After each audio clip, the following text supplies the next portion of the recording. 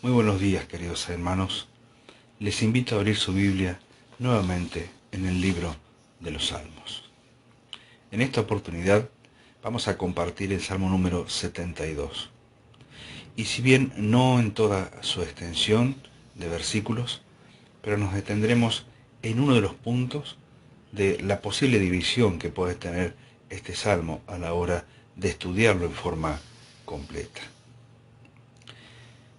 Este Salmo fue objeto de discusión pensando en quién había sido aquel que lo había escrito.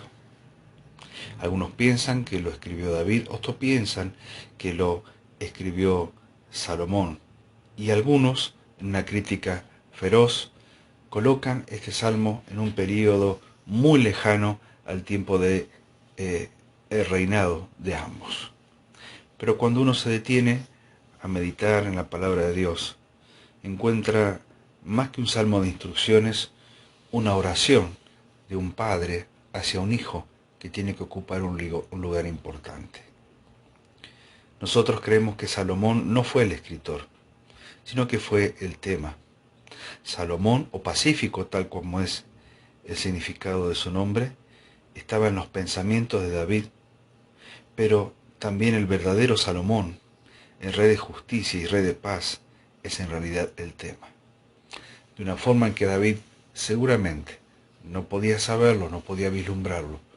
No solamente estaba pensando en cómo deberían ser todos los reyes que ocuparan el trono conforme al pacto de Dios con David de allí en adelante, sino que David está prefigurando un reinado perfecto, un reinado en donde la justicia, la paz, la soberanía, la compasión y la prosperidad tendría que tener lugar de parte de aquel rey señalado, escogido y puesto por Dios en el trono. El Salmo 72 es sin duda un salmo mesiánico, porque está apuntando y anticipando cómo sería el reinado del Mesías, el gran hijo de David, y su eterno gobierno establecido sobre la justicia. Es, como decía antes, la última oración de David por el hijo que colocó en su trono antes de morir, con las promesas de 2 Samuel capítulo 7 por delante. Como profeta, miró más allá de su hijo y vio al Cristo de Dios y su reino. Los períodos de los reinados de Saúl, Salomón y David, de 40 años cada uno, prefiguraban los tiempos del Mesías. Los 40 años del reinado de Saúl hablan de la apostasía de Israel. Los 40 años del reinado de David, del rechazamiento de Cristo, el verdadero rey, y sus conquistas. Y los 40 años de Salomón hablan del rey Mesías en toda su gloria. El Salmo 72, como decíamos, es un salmo mesiánico, pero también es digno de ser visto por todos aquellos que comprenden que han sido puestos y colocados en un lugar de preeminencia o de conducción, y que han sido puestos en ese lugar por Dios. Claro, esto sería ideal para todo gobernante en esta tierra. El único y gran problema que existe al respecto es que los gobernantes de esta tierra no tienen en cuenta a Dios, ni consideran que el lugar, el poder o la autoridad que poseen momentáneamente, por una X cantidad de años, y dependiendo siempre de la forma de gobierno o de elección que detente cada país, se olvidan de que toda autoridad es puesta por Dios en esta tierra.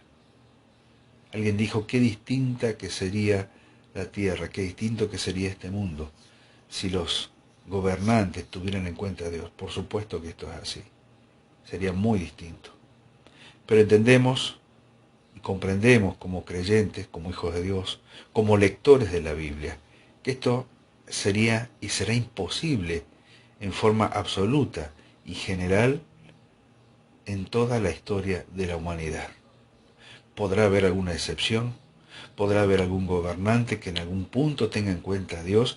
La Biblia nos habla acerca de hombres que tuvieron en cuenta a Dios, que fueron puestas en preeminencia y que les fue bien porque entendieron que su lugar de gobierno venía de parte de Él, pero son la excepción a la regla general de que el hombre sin Dios cada día se aleja más de él. Y ni qué hablar en cuanto a lo que tiene que ver con gobierno.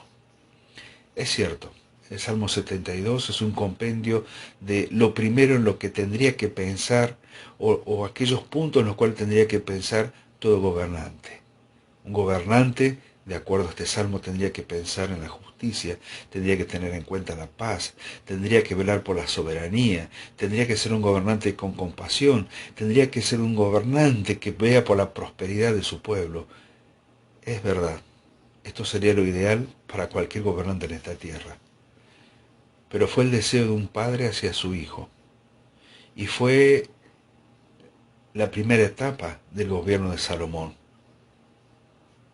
Pero entendemos a través de este salmo que estas palabras se pueden aplicar en perfección y en su totalidad al único que es digno de ser señalado y reconocido como el Rey de Reyes y Señor de Señores. Cada vez que un nuevo gobernante llega al poder, en cualquier país hay mucha expectativa. ¿Será un gobernante justo? ¿Cumplirá sus promesas de prosperidad? ¿Sus políticas y decisiones promoverán el florecimiento de todo el país? ¿O solo se van a beneficiar los corruptos? ¿Cómo tratará a los pobres desamparados? ¿Ayudará a los afligidos y necesitados? Nunca hubo expectativas tan altas hacia un heredero del trono como las que el pueblo de Israel tenía con respecto a Salomón, el hijo de David, a quien fue dedicado, como dijimos antes originalmente, este salmo. Dios, en su gracia, prometió a David que el trono de su familia permanecería para siempre y que llegaría a gobernar sobre todas las naciones. Esta promesa es un mensaje de esperanza no solo para Israel, sino para todas las naciones de la tierra. El hijo de David sería identificado como el hijo de Dios, su representante en la tierra. El Salmo 72 también nos ayuda a entender cómo Israel veía el pacto de Dios con David. El rey de Israel sería perfectamente justo. Versículo 1 al 4, su reino sería eterno y abarcaría todo el mundo. Versículo 5 al 11. Sería un rey exaltado para siempre y por medio del cual el Señor cumpliría su promesa a Abraham de traer bendición a la humanidad. Versículo 15 al 17. Y en medio del Salmo hallamos los versículos que quisiera simplemente destacar en esta mañana, que nos enseñan que este rey sería compasivo y misericordioso hacia los afligidos y necesitados. Dice el versículo 12 al 14 de este salmo: porque él librará al menesteroso que clamare, y al afligido que no tuviere quien le socorra. Tendrá misericordia del pobre y del menesteroso, y salvará la vida de los pobres. De engaño y de violencia redimirá sus almas, y la sangre de ellos será preciosa ante sus ojos. Siglos después de esta escritura, leemos y entendemos qué pasó con Salomón. Él falló en representar a Dios. Las promesas del pacto se cumplieron en su vida de manera parcial. La Biblia relata que el cumplimiento de ellas requeriría la llegada de alguien más grande que Salomón y David. Y eso es lo que tenemos en Jesús. El Señor Jesús es el cumplimiento de estas promesas llenas de gloria. Cristo es el verdadero Rey del Salmo 72. Él tiene toda autoridad en los cielos y en la tierra. Y nadie es tan justo y misericordioso como Él.